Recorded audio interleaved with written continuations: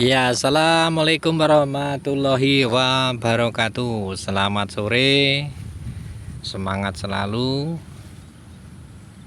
untuk petani-petani semuanya. Baik rekan-rekan semuanya, jumpa lagi dengan channel Dunia Hobi. Yang kali ini kita masih di dunia permelonan. Baik rekan-rekan, melon kita di lahan janda yang keempat ini sudah berumur 23 hari ya, kisaran 23 hari ya, karena kemarin pemupukan kita majukan bukan di 21 hari untuk pemupukan ketiga, melainkan di 18 atau 19 hari. Baik rekan-rekan semuanya, ada beberapa hal penting pada usia melon di 20 sampai 27 HST. Baik, kita akan bahas satu demi satu. Yang pertama, untuk perawatan pada tanaman melon. Ini yang pertama, kita sudah mengurangi daun ya. Kita kurangin daun. Ini dua daun dari daun kelopak ya, daun biji ya. Ini yang pertama kita harus kurangi. Ini wajib kita kurangi karena untuk mempermudah perawatan dan secara bertahap nanti akan pemruningan ini akan kita tambah dari hari demi hari mengikuti usia melon. Ini dimaksudkan agar supayanya untuk perawatan melon itu lebih mudah, seperti penyepraian nanti akan langsung mengena di bawah daun seperti itu ya, dengan hilangnya yang bawah ini. Kemudian yang kedua, untuk membuka supayanya pangkal batang ini terkena sinar matahari untuk menghindari beberapa penyakit, diantaranya adalah busuk batang ataupun virus biasanya, atau bakteri atau yang lain seperti itu. Dan untuk mempermudah ketika kita memberikan tambahan nematisida berupa tepung ataupun berupa pupuk cair. Karena kalau untuk nematisida itu harus di pangkal batang, tidak di lubang kocor ya.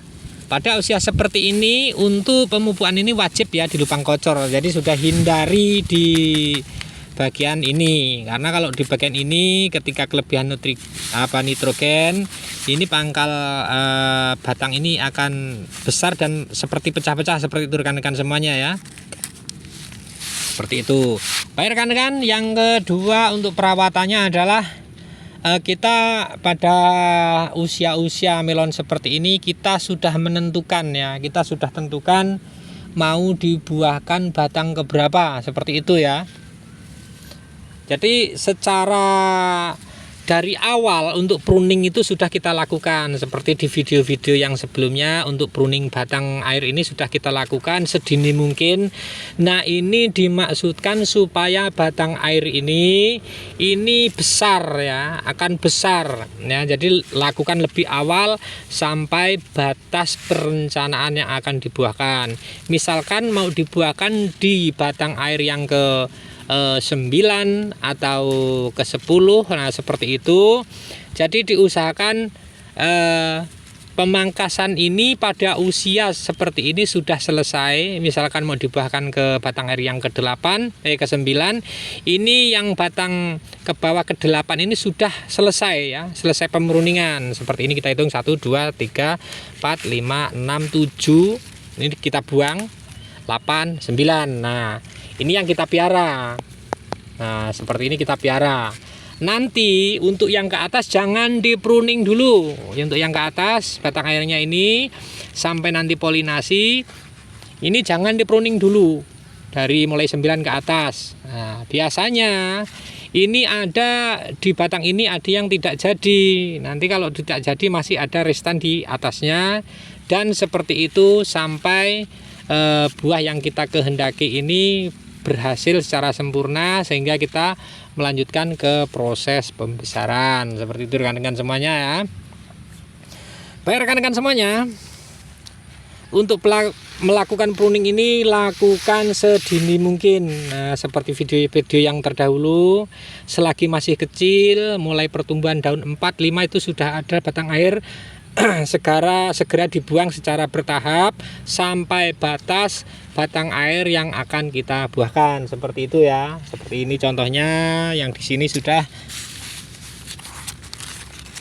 Nah, ini di 9, mulai di 8 kita berhenti ya. 1 2 3 4 5 6 7 8. Nah, kita berhenti mulai di sini. Nah, di sini ini kita stop. Ini yang akan kita pelihara 9 ke atas, 9 10 11 seperti itu. Nanti mana yang jadi, pemilihan itu bukan tergantung mana yang jadi ya. Misalkan di 9 10 11 pemilihannya setelah polinasi, nanti ambillah buah yang paling bagus ataupun dengan pertimbangan batang air yang paling besar. Seperti itu rekan-rekan semuanya ya. Karena secara logika, secara apa ya, ilmu di bidang pertanian, kalau batang besar pasti buahnya besar karena mampu menyuplai nutrisi ke buah. Baik rekan-rekan, yang ketiga adalah untuk perambatan. Usahakan terus-menerus, jangan sampai daun itu sampai menjuntai ya. Seperti ini misalkan nanti menjuntai ke bawah, jangan sampai seperti itu ya. Jadi lakukan minimal itu hari ini, besok stop, terus besoknya, ataupun kalau bisa lakukan setiap hari dan perambatannya biar kelihatan rapi. Seperti itu ya rekan-rekan semuanya ya. Baik rekan-rekan semuanya, yang ketiga adalah untuk penyemprotan fungisida lakukan terus-menerus. Jika musim panas seperti ini, lakukan 4 hari sekali tidak apa-apa. Tapi ketika musim hujan seperti yang video-video yang sudah lalu itu, lakukan minimal di selah sehari. Jadi hari ini spray, besok tidak, besoknya spray. Seperti itu terus, itu berbarengan dengan insektisida seperti kutu, itu wajib ya. Baik rekan-rekan, yang ketiga yang perlu kita perhatikan adalah begini rekan-rekan semuanya.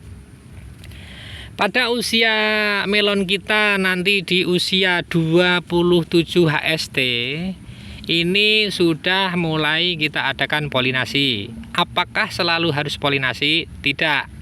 Sebenarnya melon kalau Merlin seperti ini tidak dipolinasi pun akan tetap berbuah. Cuman untuk memaksimalkan buah dan mempositifkan buah itu sebaiknya dipolinasi.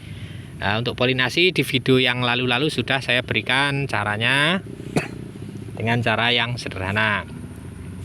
Rekan-rekan semuanya, yang ketiga ini sangat penting ya, sangat penting, dan sering rekan-rekan itu ini maaf ya, untuk pemula yang baru belajar. Untuk yang sudah senior ini mohon dukungannya saja ya. Jadi pada masa polinasi itu usahakan untuk penyepraian insektisida itu stop total. Jadi mulai polinasi misalkan di usia 27 HST sampai 35 yang terakhir itu diusahakan jangan mengadakan spray insektisida, nematoda atau yang lain seperti itu ya. Jadi usahakan stop ya, kecuali itu untuk kutu. Seperti untuk kutu itu gunakanlah abemik ya, seperti demolis seperti itu ya. Gunakan seperti itu yang cara kerjanya halus. Untuk obat lalat, ulat dan yang lain itu usahakan berhenti dulu, karena efeknya biasanya panas ketika sudah polinasi. Buah sudah terbentuk satu kelingking ataupun satu jempol seperti itu, biasanya akan menguning dan jatuh. Seperti itu rekan-rekan ya. Jadi mohon diingat, mohon dipraktekkan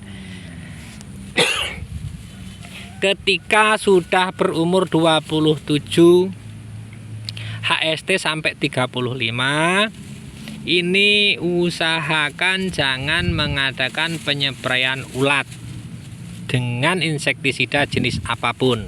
Nah, jadi kalau ada ulat caranya bagaimana? Nah, ini rahasianya.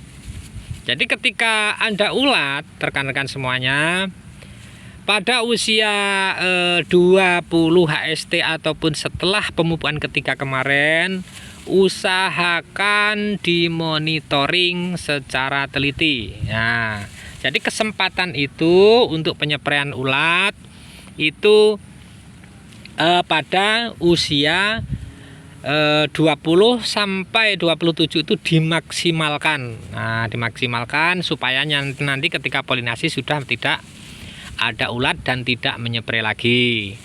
Terus seperti itu. Jadi sambil kita merambatkan, kita cek seperti ini. Biasanya kalau ada ulat tidak usah dicek pun kelihatan ya. Biasanya pupusnya akan sedikit menguning atau ada bintik-bintik hitam seperti itu. Segera ambil tindakan. Jangan sampai terlambat seperti itu. Baik rekan-rekan, untuk obatnya saya sarankan, saya punya rahasia untuk penyepraian ulat yang sangat ampuh. Baik rekan-rekan semuanya, untuk pengendalian ulat nggak usah pakai yang mahal-mahal. Saya beri rahasianya, ini sangat efektif. Saya pakai berulang-ulang. Ulat itu tidak ada sistem kekebalannya, tetap dia ampuh ya, tetap bekerja dengan baik, yaitu Emaron. Nah, seperti itu ya, Emaron insektisida dengan bahan aktif ini amamectrin benzoat dan levanuron. Nah, seperti itu ya. Ini saya sarankan pakai ini saja, tidak usah memakai obat-obatan yang mahal. Ini kutu-kutu ulat yang bersembunyi di pucuk-pucuk daun melon, walaupun tersembunyi seperti apa, dengan obat ini akan sangat efektif. Oke rekan-rekan, satu pesan saya untuk Emaron ini, gunakan untuk satu saset seberat 20 gram ini, gunakan untuk 4 sampai 5 ya, 5 tangki spray seperti itu ya. Jangan sampai ini digunakan 1 tank atau 2 tank, nanti daunnya akan terbakar. Untuk penyepraian usahakan pada sore hari, jangan sampai pagi ya, sore hari, karena malamnya ulat pasti keluar. Seperti itu rekan-rekan semuanya. Baik rekan-rekan semuanya, untuk hari ini saja yang bisa saya sampaikan. Ada 3 hal tadi yang saya sampaikan, mudah-mudahan bisa dipahami. Terus pantau tanaman melon ini supayanya berhasil secara maksimal. Satu kata-kata dulu, waktu saya awal mula tanam melon itu ada saudara saya yang ngomong, menanam melon itu usia 1 HST sampai 35 HST anak TK pun bisa. Tapi 35 HST sampai panen belum tentu seorang profesor pun bisa. Nah, dari itu mudah-mudahan rekan-rekan memahami tingkat kesulitan nanam melon itu di usia berapa. Seperti rekan-rekan semuanya, mudah-mudahan bisa dimengerti apa yang saya sampaikan. Saya Iri, wassalamualaikum warahmatullahi wabarakatuh.